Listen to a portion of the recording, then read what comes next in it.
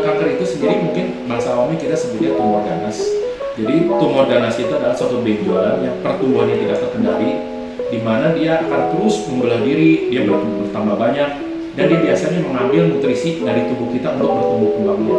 Dan selanjutnya biasanya pada kanker ini setelah dia bertumbuh menjadi ke kiri kanan depan belakang, dia akan menyebar melalui pembuluh darah, kelenjar getah bening, atau dia melalui langsung direct istilahnya. Penyebabnya umumnya biasa bisa dikategorikan ada beberapa hal, tapi faktor yang paling sering kita temukan adalah genetik. Sebagai contoh kasus kanker payudara itu sebagian besar bisa dari kanker payudara itu dari genetik, atau ada kanker rektum biasanya itu dari genetik juga.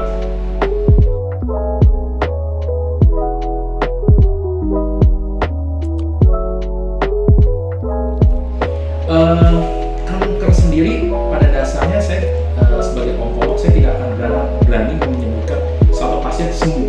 Yang ada adalah terkontrol istilahnya. Terkontrol itu dalam artian luas, bisa pertama terkontrol itu artinya hilang sama sekali dan tidak pernah tumbuh lagi.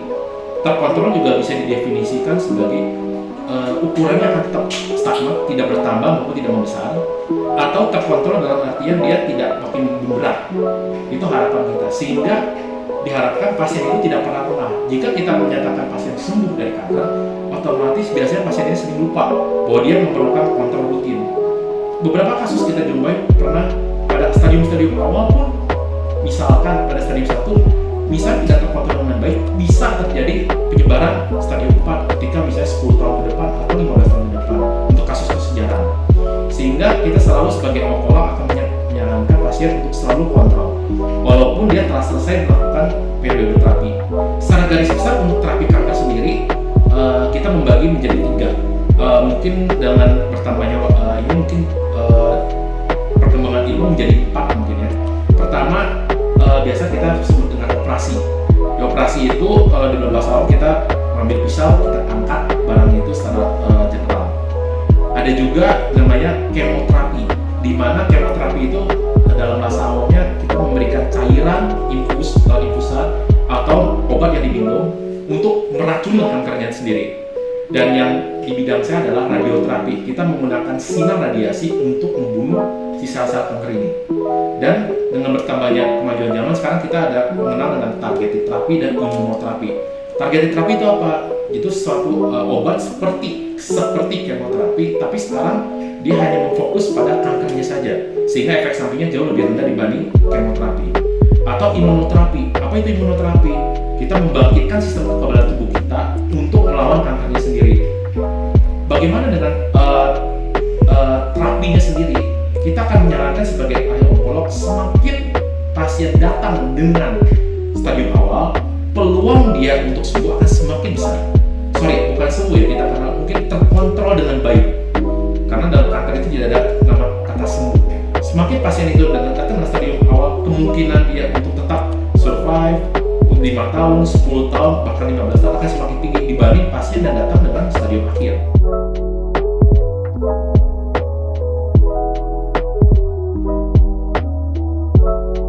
Jadi kita bersyukur pada pemerintah saat ini yang memberikan suatu layanan BPJS buat masyarakat kita. Pada dasarnya tidak ada perbedaan sama sekali, baik itu pasien menggunakan umum ataupun BPJS dari segi apapun, mulai dari segi jumlah terapi radiasi yang di bidang saya ataupun teknik radiasi yang diberikan, semua sama. Jadi tidak perlu khawatir buat masyarakat umum yang mau menggunakan BPJS akan sangat kami anjurkan, karena biaya pengobatan kanker sendiri itu akan sangat mahal apabila menggunakan umum. Jadi pasien tidak perlu khawatir untuk segi pembiayaan.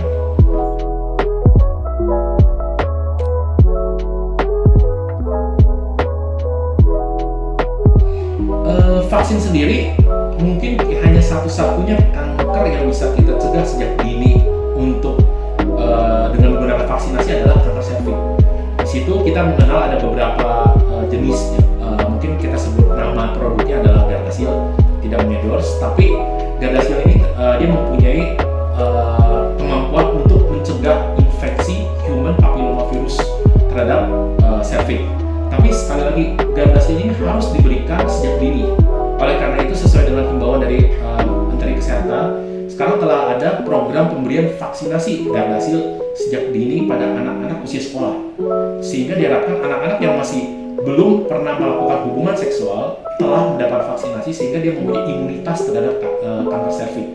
Biasanya Gardasil yang diberikan ini memberikan coverage perlindungan terhadap kanker HPV tipe 16 dan 18. Tapi dengan semakin berkembangnya ilmu, kita mempunyai Gardasil baru, itu Gardasil nonavalen yang bisa meliputi 9 tipe subunit yang bisa membuat terjadinya kanker serviks.